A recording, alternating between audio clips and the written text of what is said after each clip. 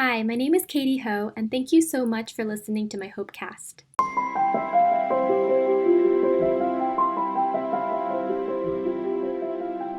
So, Ralph Waldo Emerson once wrote, "Life is a journey, not a destination."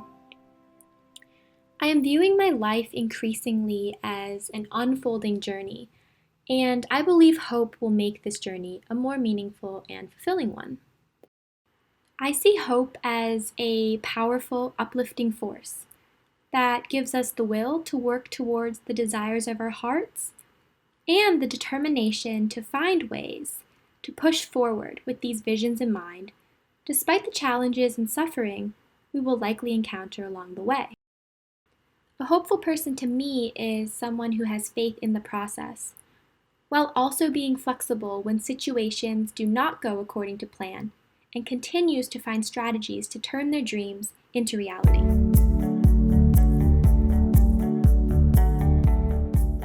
Recently, I've been thinking a lot about how Jane's story might be able to help me as I'm navigating through my own life.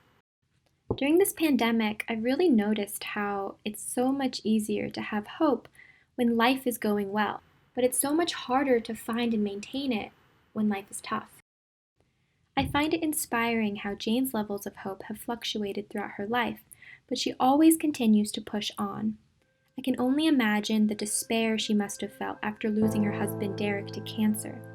She was grieving, suffering, and broken. And it kind of seemed like she would never see the light again. However, she did find her way back to the forests, where she slowly regained her strength, healed, and returned back to hope. I think the story is really hopeful because it reminds me that even when I fall out of hope, I can always find a way to return back to it. Also, as a senior, learning about Jane's path after school has been really reassuring. She wrote, "Looking back through my life, I believe I was following some overall plan, though there were many times when I strayed from the course. Yet I was never truly lost." It's so interesting though, because in the beginning, this plan wasn't so obvious to her. Jane knew she wanted to go to Africa, but she worked many different jobs before receiving an invitation from her friend to visit her in Kenya.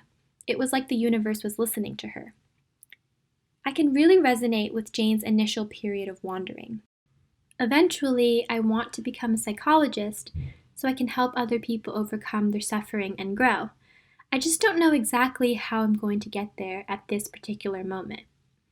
I will keep Jane's story in mind and remember that I don't need to have everything all figured out. What I can do is follow my heart, keep an open mind, and trust in the process.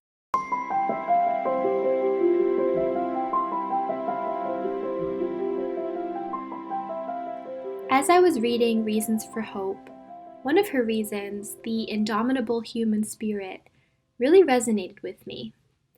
As Jane acknowledges, yes, there is horrible selfishness, cruelty, and suffering in our world, but there are also wonderful people dedicating their lives to making the world a better place for all of us. Human nature can be good if we choose to show up as our higher selves. As someone who has really struggled with anxiety for a long time, I spent so many years distancing myself from others. I'm so grateful for people who are supporting and guiding me as I continue to work through my struggles. I've experienced firsthand how there are always going to be good people in this world who refuse to give up on what they care about and inspire people like myself in the process. It really is possible for all of us to evolve in a positive direction if we engage in continuous reflection and self-cultivation.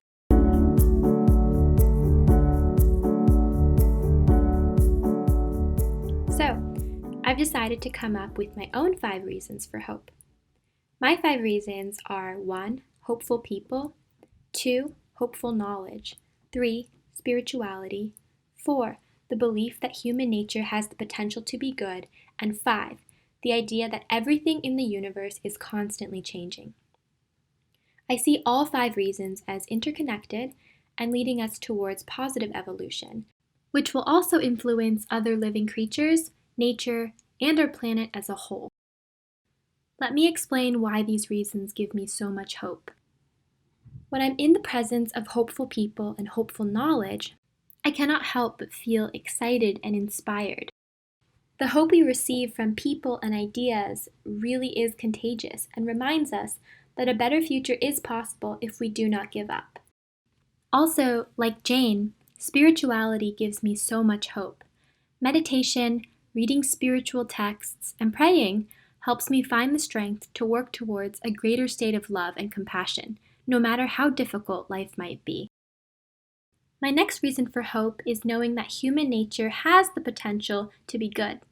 Like Jane says, our human brains are advanced enough to control our aggressive, selfish, and fear-driven tendencies, so we are actually more than capable of choosing good over evil in our present and future behaviors. We just have to commit to it. And my final reason for hope is knowing that we live in a constantly changing universe. The idea of constant change can be kind of scary, but it can also be really liberating. No matter what we have done in the past, we have the chance to start over in each new present moment, and this gives me so much hope.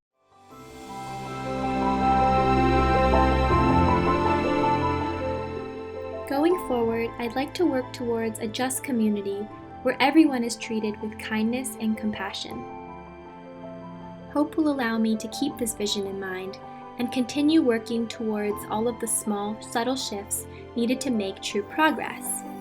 To nurture hope in myself, I will spend more time with hopeful people, immerse myself in ideas that show me the possibility for a better future, cultivate inner peace through spiritual practices, and slowly work towards my vision every day.